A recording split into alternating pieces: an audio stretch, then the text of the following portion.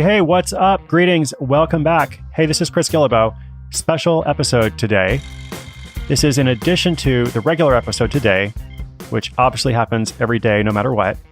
Today, we also have our fourth extended cut.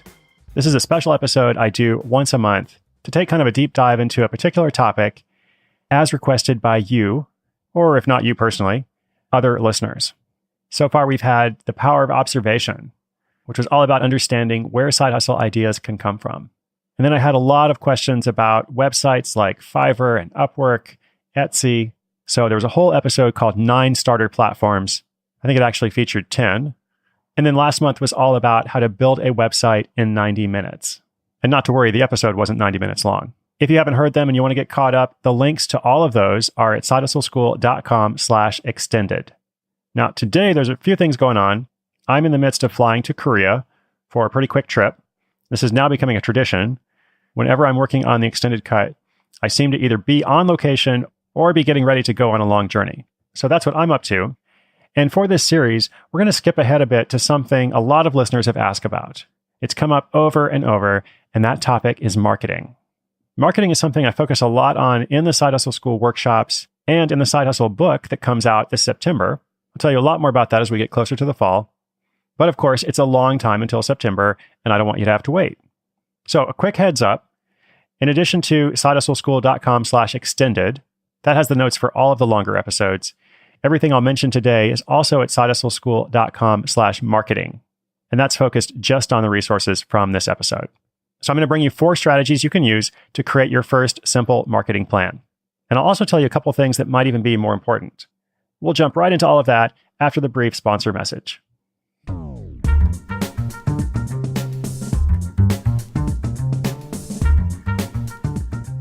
All right, imagine being able to connect with the people who want what you have to offer. You've created this service or this product, and you found these people who already want it. You don't have to persuade them or convince them. They're already pre-sold, or at least they're pre-interested, let's say. Your product or service provides a solution to a problem, and you found the people who have that problem. And they know that you can give them what they need. This scenario is what it's like when your message connects with the right person or the right group of people, and everything gets much easier after that.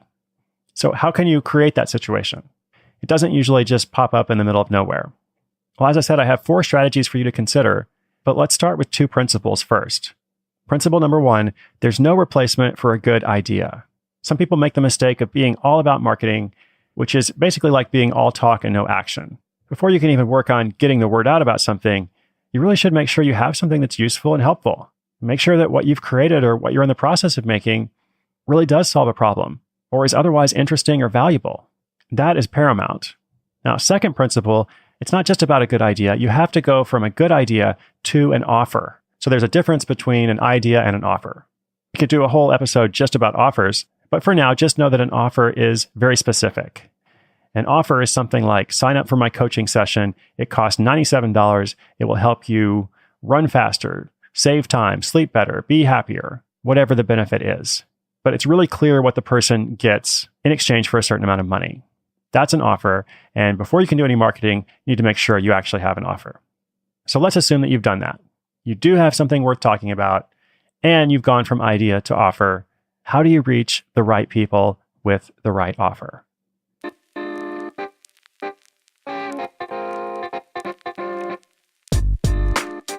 These 4 strategies are not the only ones. We could probably look at 15, but as always, we're keeping it simple. So we're going to look at email, social media, advertising, and word of mouth. So let's go through these strategies one by one. First up is email, which really is for a lot of small businesses and side hustles, the single most important strategy of all.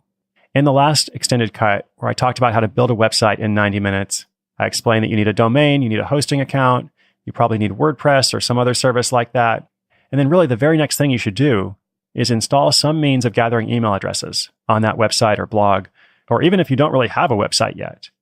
This really should be step 1, because when people sign up for your email list, they are giving you permission to contact them. And not only are they giving permission, they're actually kind of raising their hand and saying, I want this, or I'd like to learn more about it. Like, you have my attention, show me something good. There are a lot of services that make this very easy. After using a different company for about 8 years, I switched recently to ConvertKit because I think it's much smarter and offers more options than MailChimp and other providers. You can try that for yourself and see if it works for you. There is a free trial only for Side Hustle School listeners at convertkit.com/sidehustle. If you just go to convertkit.com, you have to pay right away. But if you already have something else, that's fine too. What's really critical is to make sure you have something. And sometimes it helps to encourage people to sign up, to give them something, to have some kind of incentive. Maybe something that's not available on the website. Maybe it's a preview of your actual product or service. Maybe it's something fun, some kind of bonus. And if you're going to focus on only one thing for your marketing plan, it probably should be email. There may be some exceptions, but let's say for 60, 70% of the projects I feature on the show, email plays either a major role or a critical role in those projects being successful. So for example, episode 51. This was a business called Scott's Cheap Flights. It's a good story. You should listen to it if you haven't heard it already. This is a $1 million business started very recently by just one dude who was a journalist, hadn't been an entrepreneur before, and the entire business is built on a single email list. Well, technically it's built on 2 lists because he has a free list and then he's trying to convert people to a paid list. But the point is basically everything he does is built on email and managed through email. So yes, I know what you hear. The kids these days, they don't like email. Email deliverability is a huge issue. That is totally true. Still, it's not something that most people should skip unless you have a really good reason to.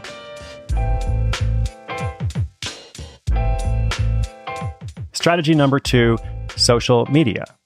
Well, I think you know by now, I sometimes have a contrarian opinion. My opinion on social media for marketing is that it can work in some cases, but I actually think overall, it's probably better to use social media to maintain relationships, build trust and interest with people, and not really sell directly for the most part. There are some exceptions to this, of course. In episode 96, recently, I told you about an Instagram calligraphy hustle that a woman named Caddy started. And Caddy was a good calligrapher and hand letterer, but she didn't even have an Instagram account until she started her side hustle. And it's going really well. So if you're interested in that, maybe listen to that episode. It's number 96. And fashion flash sales, say that 3 times fast, fashion flash sales, those can be really popular on Instagram too.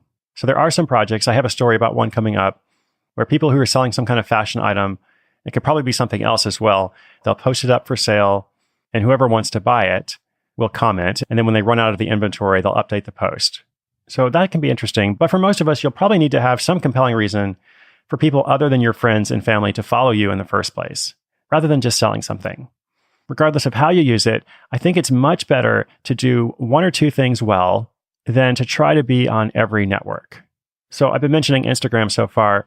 It's definitely a huge network, but obviously there's also Facebook and Twitter and Snapchat and LinkedIn and many, many more. Those are just some of the bigger ones. Listen, whatever you do, don't try to be everywhere because you're just going to stress yourself out and probably not have an impact. I saw someone's bio that said he was active in more than 60 social networks. And I was like, wow, I'm not sure I could name 60 social networks or more than a couple of dozen. But the idea that one person could truly be active in that many, it's just not possible. So pick 1 or 2. And you might wonder which networks are best. Which should you choose? Well, the best ones are where your people are. So your preference and personality are important. But if you're trying to connect with these people who need something that you have or that you're preparing to provide, you need to think about where those people already are and where they interact and where they engage. Maybe a lot of them are on Pinterest and you've never used Pinterest before. Well, if that's the case, maybe you should learn. And then once you're there, whatever network it is, it's usually best to post consistently. Maybe 1 or 2 posts a day. It could be more depending on where it is and what you're doing.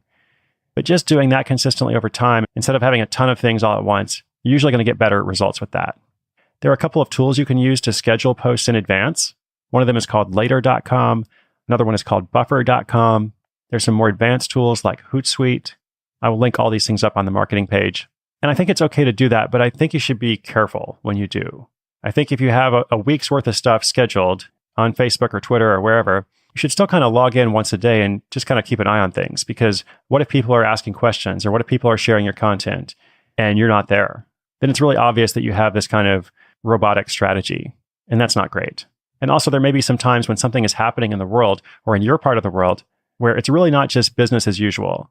And you don't necessarily want your scheduled content to go up during that time.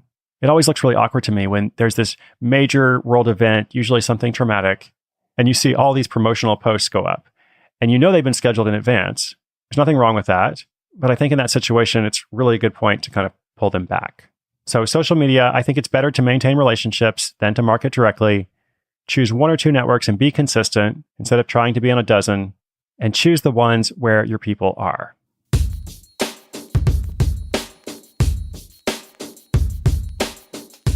Strategy number 3, advertising. And let's talk here specifically about online advertising, particularly with Facebook ads or Google ads. And now some other services like LinkedIn will also allow you to have ads in a very similar fashion. Short version is I think it's totally worth an experiment to do this, but you should learn a bit more about this world before you spend a lot of money. With Facebook and LinkedIn, sometimes with others, you can often get a $25 or a $50 credit just to try it out. So that's great. Why not, right? And even if that offer isn't available, it's definitely not a bad thing at all to do a little test and spend $25 of your own money, $50, maybe $100, but don't go crazy with it. So in episode 73, I told you the story about a Florida man who earned more than $100,000 selling t-shirts with no inventory. And he didn't even have any customers of his own because all of his customers were coming through Facebook ads. So he built this whole operation, 6 figures a year selling t-shirts entirely through Facebook ads. Now, a key point is that he tested for something like a month, or maybe it was 2 months, like running a test every single day for $10 a day until he kind of figured it out. So in the long run, he does have to spend a lot of money to get all of his sales, but it's completely worth it because every dollar that he spends, he's getting something like $1.50 back. But to get to that point, he had to know what he was doing. So he tested at a very low dollar amount. On the resources page, sidehustleschool.com/marketing, I will link up some more detailed information about Facebook ads for those who are interested.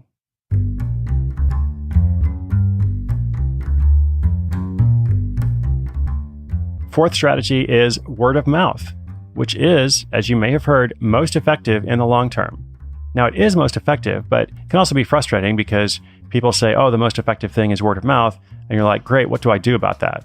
Like, what's my action to take? Well, I'll give you an action. So in the workshops I've been teaching across the country, one of the activities we all do together is we all make a list of 5 people that we're going to ask for help. And we have to ask each of these people for some kind of specific help. But for our purposes here today, let's adapt it. Let's start with 5 people you know that you think could be helpful in spreading the word about what you're doing, about that offer you've created, about that thing that you want to go out into the world. This shouldn't be 5 random people. It should be 5 people who have the ability to help further your message. In other words, they know people who would be good for what you're offering. And then you're going to go to these people and ask for specific help. You're going to say, hey, here's this thing I made. I'm really proud of it. I think it provides an answer. I think it's going to be helpful in people's lives, but I'm a little stuck getting it off the ground. Would you be willing to help me? Would you be willing to connect me with someone you know who might be a good fit? Or share this on your social media? Or otherwise, just kind of help me enlarge my circle. There was an episode number 37 about an American expat who coaches families who move overseas. And this was really interesting because he identified this niche market. This guy, Jeff, had lived overseas, not just on his own, but with his wife and then their children. But he realized there are a lot of families who want to do that themselves, but they have a lot of questions. So he created this coaching service. He basically followed the formula that we've talked about in this lesson. He had something valuable. Then he went from concept to offer. His offer was a specific coaching session, 1-hour phone call for $150. And then as he helped people, he was able to help more people because people with that interest usually travel in similar circles, or at least they probably know somebody else who's in a similar situation. Oh, and also on his website, he collected email addresses. Because as I said in strategy number 1, that's probably an important prerequisite no matter what else you end up doing.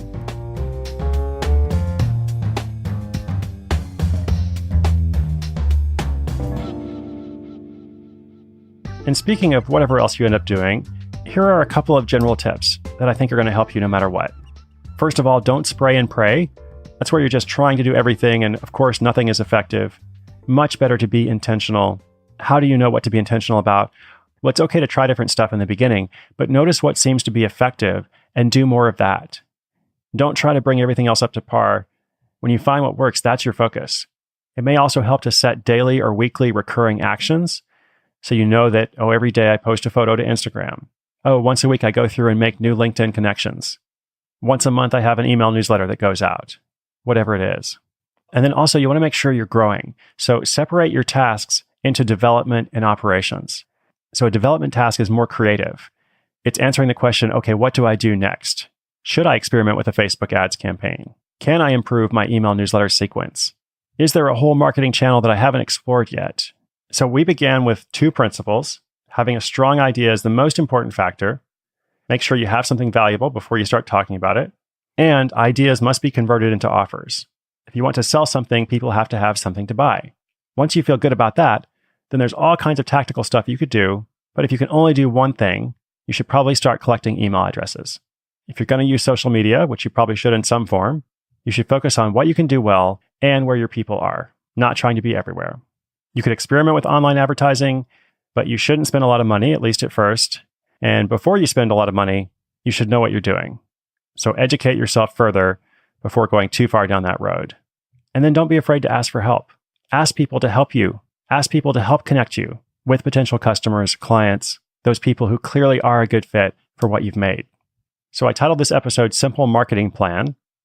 To make your plan, you'll need to answer a few questions. And I'll tell you the questions now, but I also realize you may not be able to take notes right now. So you'll be able to see all this on that website I mentioned, sidehustleschool.com/marketing. But here are the questions. First, what is your offer? Is it clear and specific? Second, who are your people? I use that phrase a couple times in this episode. I just mean the group of people who are best suited for that offer. What do you know about them? Where do they like to hang out? How are you going to be able to meet their needs? Next, what is your goal? Specifically, your marketing goal. Like, what do you hope to accomplish through this process? You have a goal for your side hustle, of course. So now when it comes to getting the word out, what are the results you're looking for? And let's kind of tie that or build that into whatever plan we're creating. And then what are your next actions? What are your next steps after you've considered different strategies, thought through what's best for you, what's best for your future customers, what's on your to-do list? What happens tomorrow? If you have 20 minutes to work on marketing tomorrow, what do you do? As I said, you can get a free little cheat sheet for all of that on the website.